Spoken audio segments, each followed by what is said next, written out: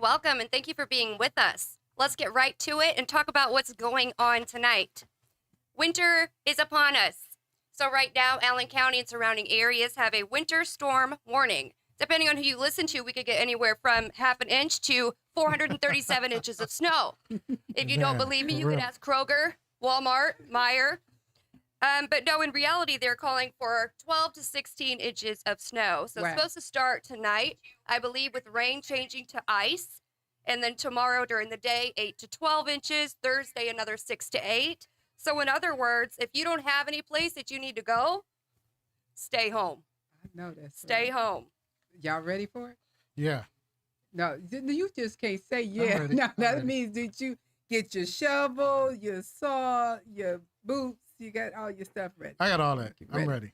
Okay. I hate snow, though. And you know what's real crazy, though? Because they already have canceled, and I'm sure it's more now. They have already canceled over 109 different schools and businesses. Right, that's crazy. I bet it'll be a couple days, too. If they're talking about blowing and drifting, I mean, I'm going to back my car in so I can just Baja right over that stuff because I don't see any way around it. You say 109, Doc B. I can tell you one job that ain't there. My job sent us an email. They said all short of Jesus coming tomorrow. We better get in there. Well, Fort Wayne Community School has already canceled, which is shocking because last time they almost got beat up on Facebook. For sure. After the parents bullied them into closing. Yeah, they ain't wasting no time. It was like 2:30 when they released that press conference. Yeah, I didn't know. And the students start exposing themselves. I was like, how do y'all know this? It was like, they didn't want to tell me they had their cell phones because they're not supposed to have them.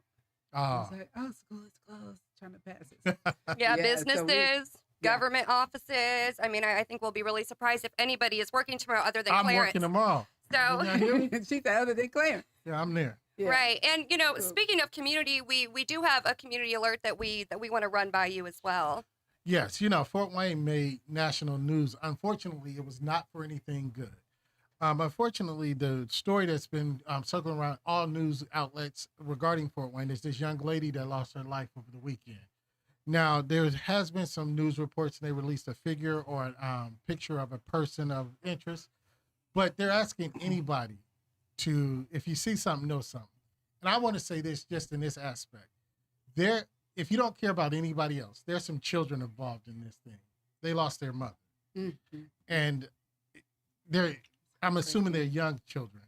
And they don't deserve this. They don't deserve this. And if you know something, if anything else, think of those children. Yeah.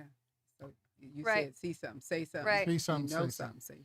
Yes. Yeah, just for the children's sake. Yeah, there was like you said, a video that had surfaced from, I believe, a home security or a Ring camera. So I know most of the news outlets have released that video. So like he said, if you see something, say something. Mm-hmm. So we are in February, and there's an important date coming up, and it's not Valentine's Day. So what I'm speaking of is February 12th. February 12th, we have an event at the embassy, and we have someone here to tell us a little bit about that. So in the room tonight for our guest, we have snacks as well as Mr. Richard Phillips. How are you guys? Hey, welcome. How y'all doing? Hey, guys. How you doing? Good. Great. I just want to start out, and I'm sure a lot of people are wondering, you need to tell us where the word snacks came from. Let's start there. I'm going to be completely honest with you. I was on an 8-hour shift one day at Pepsi. I had got logged out of my old Snapchat, and I was just trying to think of a funny name for a new Snapchat. And everybody knew on the shift that I love food, and all I do is eat snacks. So I'm like, you know what? I'm going to just make my name Who Got Snacks. And that's literally how the name came. There's no thought behind it. Wow. There's zero thought behind the name. Man, that was a gift then. Yeah, it definitely was. I'm grateful for creating that out of nowhere. Right. I know that we have a few questions for you, and then, we're going to kind of let you talk about your event a little bit. But what is Richard's position in your career? Richard is pretty much the mentor manager role right now. He's been giving me great opportunities, big opportunities that I haven't had before. I've been doing this for about 1.5 years now, and he's opened some big doors for me, big doors. So he's definitely been that mentor manager role and pretty much guiding me in the business that he's been so successful at. Right. Yeah, 1.5 years. I got to commend you. You've been moving. Thank just you. 1.5 years. Thank you. Yeah, so that's a good thing, and it's good that you are doing this. And I know, Richard, you've been doing this for a minute too. Absolutely. Yeah. So let's hear a little bit from you real quick.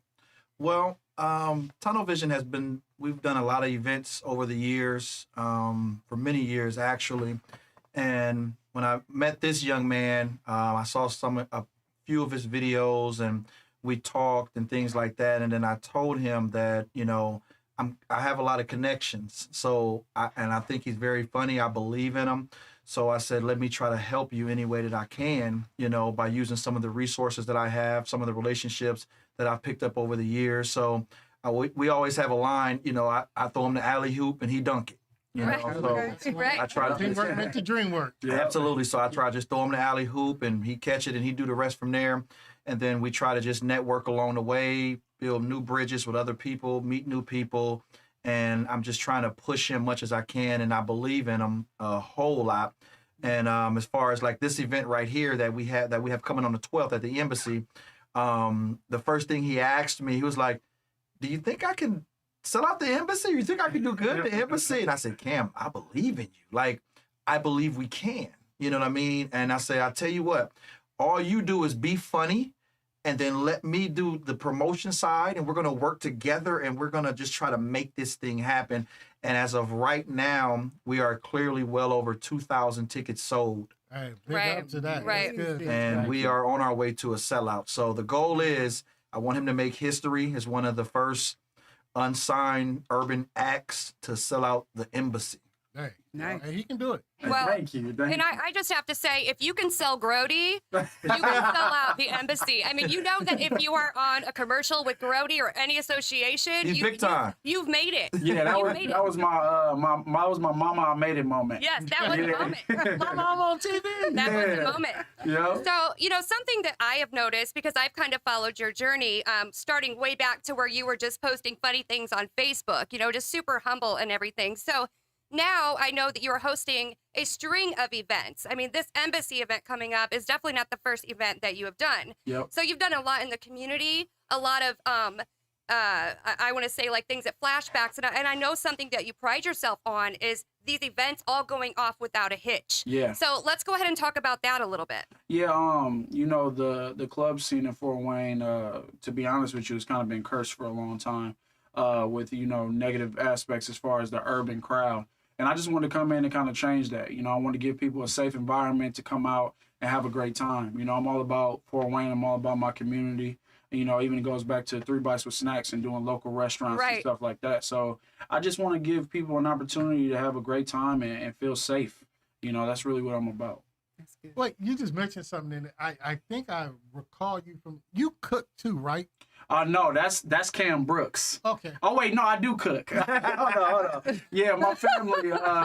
We own a barbecue business called Ben's Barbecue. But a lot of the times I don't cook, and people get me and Cam Brooks confused a lot. Yeah, no. when you That's a mentioned good that- plug right there. Yeah, Yeah. that's my boy. Oh, Cam's Yeah. dancing somewhere. Oh yeah, he dancing somewhere right now.